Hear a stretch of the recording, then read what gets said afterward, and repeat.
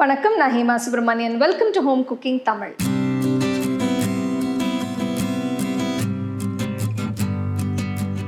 சாயங்கால நேரத்தில் tea coffee குடிக்கும்போது சூடாக ஏதாவது சாப்பிடணும்னு தோணும்.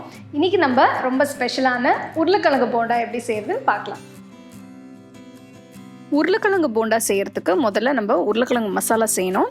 இதுக்கு ஒரு பேனில் கொஞ்சம் எண்ணெய் ஊற்றி இதில் 1 டீஸ்பூன் கடுகு, 1 டீஸ்பூன் ஜீரகம், கடுகு பொரிச்ச உடனே இதில் 1 பெரிய வெங்காயம் பொடியாக நறுக்கினது, 2 பச்சை மிளகா பொடியாக நறுக்கினது, 1 துண்டு இஞ்சி பொடியாக நறுக்கினது, இது எல்லாம் போட்டு நல்லா வதக்கணும்.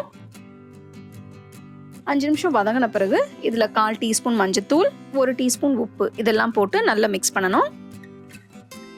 5 நிமிஷம் நல்லா வதங்கின பிறகு 5 உருளைக்கிழங்கு வேக வச்சு தோலை எடுத்துட்டு சின்ன துண்டுகளாக நறுக்கி இதில் போட்டு நல்லா மிக்ஸ் பண்ணணும்.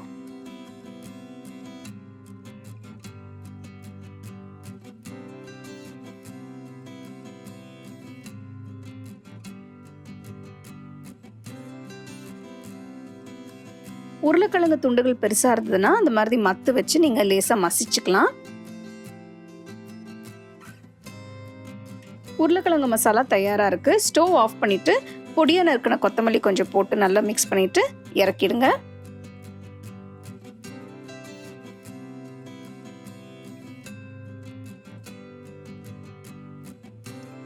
மசாலாவை இப்போ ஆற வைக்கணும்.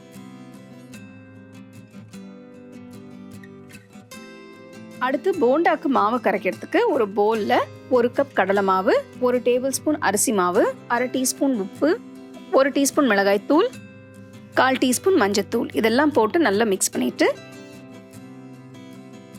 அடுத்தது தண்ணி கொஞ்சம் கொஞ்சமாக ஊற்றி மாவை கரைக்கணும். மாவு ரொம்ப கட்டியாகவும் இருக்கக்கூடாது, ரொம்ப தண்ணியாகவும் இருக்கக்கூடாது, நல்லா மீடியமாக இருக்கணும். தேவையான அளவு தண்ணியை கொஞ்சமாக ஊற்றி நல்லா மிக்ஸ் பண்ணி வச்சுக்கோங்க.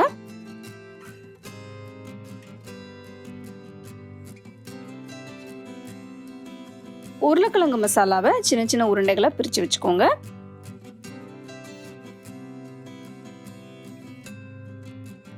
உருளைக்கிழங்கு மசாலா உருண்டையை எடுத்து மாவில் முக்கி சூடான எண்ணெயில் போட்டு பொரிச்சு எடுக்கணும். இதுக்கு கடாயில் தேவையான அளவு எண்ணெயை ஊற்றி எண்ணெய் சூடான உடனே ஃப்ளேம் மீடியமில் வச்சு ஒன்று ஒன்றா எண்ணெயில் போட்டு நல்ல பொன்னிறமாற வரைக்கும் பொரிச்சு எடுத்துருங்க. அருமையான உருளைக்கிழங்கு போண்டா தயாராக இருக்குது. செஞ்ச உடனே நல்லா சூடாக சர்வ் பண்ணுங்க. வீட்டுக்கு யாராவது கெஸ்ட்ஸ் வராங்க, ஃப்ரெண்ட்ஸ் எல்லாம் வராங்கன்னா இந்த மாதிரி குயிக்காக செய்யக்கூடியது ஒரு ஸ்நாக் உருளைக்கிழங்கு போண்டா. இதுக்கு நீங்கள் தேங்காய் சட்னி வச்சு தொட்டு சாப்பிடலாம்.